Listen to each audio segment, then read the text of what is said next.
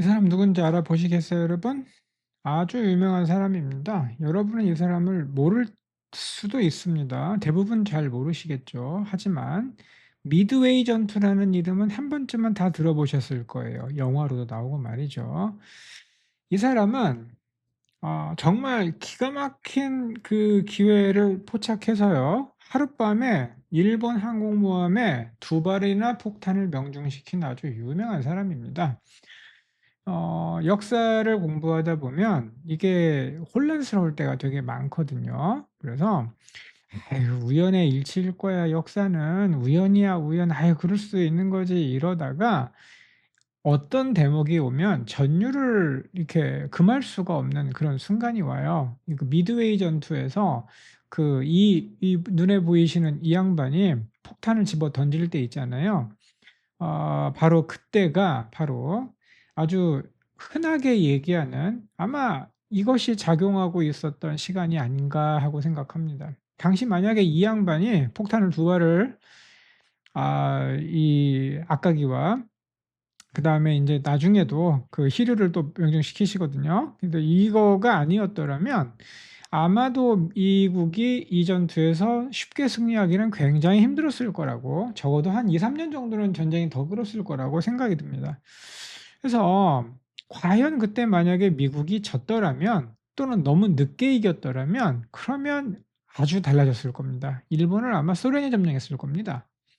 그러니까 역사가 만약에 무엇인가를 향하여 간다고 했을 때, 빛을 향하여 간다고 하거나 해방을 향하여 간다고 하거나 그랬을 때 그 시대의 정신이 뭔가가 있다고 느끼게 되는 순간이에요. 그 순간은 눈에 보이지 않죠. 그 시대 정신 Zeitgeist라고 합니다. 자, 독일어로요. Zeitgeist인데 영어로도 너무나 유명한 헤겔의 표현이기 때문에 헤겔이에요, 헤겔. 그래서 영어로도 Zeitgeist라고 합니다. 그러니까 이거는 영어로도 알아두셔야 됩니다. Zeit는 시간이라는 뜻이고 시대라는 뜻이고 Geist가 정신이라는 뜻이에요. 알아두셔야 돼요. 독일어는 프랑스어와 다르게 명사를 무한대로 붙여 가지고 또 다른 명사를 만듭니다. 겁나게 긴 명사들이 많아요. 그러니까 이렇게 알아두시고요. 자, 그러면 이 시대 정신은 자기 자신이 몸을 갖다가 가질 수가 없기 때문에 뭔가 몸을 입어서 태어나야 돼요. 우리가 보고 듣고 만질 수 있는 육체를 가져야 된다는 것이죠. 그 육체, 몸, 이거를 라틴어로 코르푸스라고 합니다. 이거 굉장히 중요한 단어고 나중에 이거 가지고 또 한두 번 정도 더 찍을 겁니다. 자, corpus라고 라틴어인데 이게 영어로도 사용됩니다. 워낙에 유명한 단어라서 물론 좀 어려운 단어이긴 하지만 말이죠. 알아두셔야 돼요. 이 시대 정신이 육체의 몸을 빌어서 사람으로 태어났어요. 이 아저씨. 그 사람을 뭐라고 부르냐? 세계사적 개인이라고 부릅니다. 한 사람이 그냥 한 사람인 게 아니라 어떤 사람은 그 시대 정신이 그냥 그 사람의 어려 있는 걸 말하는 거죠. 나폴레옹 같은 사람들이에요. 자, 그래서 이 위대하신 분의 이름이 뭐냐? 불행하게도 뭐 저는 이런 시대 정신은커니와 뭐 시대 정신 비슷한 것도 저한테 깃들어 있지는 않습니다만, 자, 이 사람의 이름은 그 유명한 리처드 딕 베스트, 네, 조종사입니다.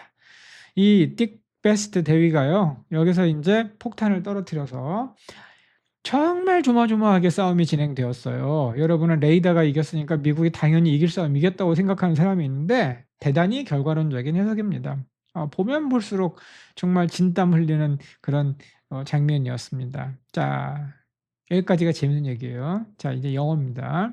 자, 그래서 오늘 지금 이 사람이 이름이 3 개나 된다는 사실에 여러분이 주목을 하면서 이름을 짓는 방법에 대해서 먼저 얘기하고 시작하려고 합니다. 자, 앞에 있는 리처드는요, 아빠 엄마가 지어준 이름이에요. 태어나서. 자, 그래서 자, first name이 먼저 오고요. 맨 앞에 오니까 first name이죠. 두 번째는 뭐라고 하냐면 아빠 엄마에 의하여 주어진 이름이기 때문에 자기가 이름 짓고 태어난 애는 없잖아요. 그래서 given name이라고 부르기도 하고요. 맨 마지막에 이 best라고 하는 거는 리처드도 선택하지 못했고 리처드의 부모도 선택하지 못했던 이름이에요. 이게 바로 뭐냐면 last name, 맨 마지막에 오니까 마지막 이름이 되는 것이고 가문의 이름이다. 그래 가지고 family name이라고 합니다. 근데 이름 위에 있는 이름이다 그래 가지고 surname이라고 부르기도 해요. 그냥 헷갈리시면 SIR name이라고 그냥 Sir 누구라고 불러주시니까 존칭 Mr. Best 이렇게 부르니까 좀 높여 부르는 이름이라고 그렇게 연상하시면서 외워도 좋아요. 지금으로서는요. 자, 그런데 가운데 있는 딕 이거는 뭐냐 이거죠. 되게 친숙하게 부르는 그냥 이름이에요. 자, 요 이름을 갖다가 뭐라고 부르냐면 미들네임이라고 부릅니다. 가운데 이름이라고 부르는 것이죠. 자, 이건 뭐냐면 애칭이 들어갔어요. 친구들이 이렇게 쉽게 쉽게 친근하게 이렇게 불렀었대요, 이 사람을. 그래서 우리나라와 달리 이 서양 사람들은 우리나라는 성이 먼저 나오는데 그 이름은 왜 그러냐면 너는 누구 소속이냐부터 따지는 거예요. 너는 누구 소속이냐? 어느 가문 소속이냐? 가문이 먼저 와요. 그리고 가문이 중요하지 네 이름 따위 별로 중요하지 않다. 그래서 이름이 맨 마지막에 옵니다. 우리나라 사람들은 우리나라, 일본, 동양 같은 이런 유교적 사고방식에서는 개인은 작다. 국가는 크다. 그 다음이 가문이다. 너는 그냥 없는 거다. 개인이 별로 없습니다. 그래서 주소를 쓸 때에도 큰 거 붙었습니다. 자, 그런데 왜 그랬는지는 모르겠는데 서양 사람들은 개인주의가 아주 옛날부터 자리 잡아 왔어요. 그래가지고 사람 이름 너가 누구냐부터 물어보고 근데 알았어 너 누구구나 리처드구나 근데 너 누구 네 집 아들이더라 그러면 베스트예요. 그래 이렇게 얘기가 됩니다. 자, 이름 다 부르는 거 아셨죠? 자, 여기서 미들네임은 꼭 있어야 되는 게 아니라 선택사항이고요. 정말 언제나 있는 것도 아닙니다. 자, 그런데 상식 삼아서 여러분에게 알아두시라고 얘기하는 것은 뭐냐면 러시아 이름이에요. 여러분이 러시아 소설 읽어보셨는지 모르겠어요. 러시아 소설 읽다 보면요. 사람 이름 헷갈려서 환장합니다. 굉장히 이름이 많아요. 제가 되게 좋아하는 러시아 소설 중에 자, 이런 게 있습니다. 까라마조프가의 형제들이라고 하는 소설이 있어요. 도스토옙스키가 쓴 아주 유명한 소설입니다. 30년 전쯤에 읽었는데 요즘 갑자기 생각이 나요. 왜 도스토옙스키는 이러한 한 가문에 있었던 이런 그냥 막장극을 왜 썼을까 대체. 근데 요즘에서야 좀 알겠다고 너무 늦게 깨달은 멍청한 사람. 그게 바로 접니다. 어쨌든 여러분에게 알려주고 싶었던 거는 뭐냐면 러시아에서는 이름이 꼭 세 개가 머스트예요. 자, 첫 번째는 똑같아요. 알렉세이 이거는 given name입니다. 아빠가 지어준 이름이에요. 두 번째, 세 번째 까라마조프 까라마조프 이렇게 발음하더라고요. 이제 이 사람은 뭐냐면 가문의 이름이고요. 자, 가운데 있는 표도로비치가 뭐냐? 아버지의 이름입니다. 반드시 아버지의 이름이 미들네임으로 들어갑니다. 그러니까 사회의 어떤 문화가 이름에 깃들어져 있는 것이죠. 러시아는 굉장히 뭐라는 걸 알 수 있어요. 가부장적 사회라는 걸 알 수 있어요. 아버지 이름이 반드시 들어가게 되어 있습니다. 그러니까 이 사람의 이름을 보면 네 아버지가 누구냐를 알 수 있어요. 자, 그러니까 이렇게 되는 거죠.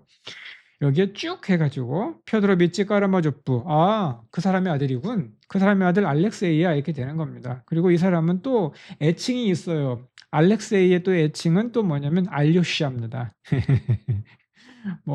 드미트리의 애칭은 미자 이렇게 되고요. 이런 식으로 이렇게 좀 이름이 복잡합니다. 자, 그래서 사람 이름을 부르는 방법에 대해서 간단하게 좀 알아봤어요. 여러 가지를 좀 우리가 주워 담을 수 있었고, 이제 시대 정신에 대해서는 나중에 또 한번 얘기를 재밌게 해봅시다. 자, 그러면 오늘 우리가 도달해야 될 목적지, 여기에 왔습니다. 짠! 이 아저씨 누구죠? 이 아저씨도 되게 시대 정신이 깃들어 있다라고 말할 수 있는 그러한 위대한 천재예요. 저도 되게 좋아합니다. 여러분도 좋아하실 겁니다. 자, 이 사람의 이름은 볼프강 모차르트입니다. 자, 앞에 있는 볼프강입니다. 이 사람은 오스트리아 사람이라서 독일어를 썼습니다. 그래서 울프강이 아니라 볼프강입니다.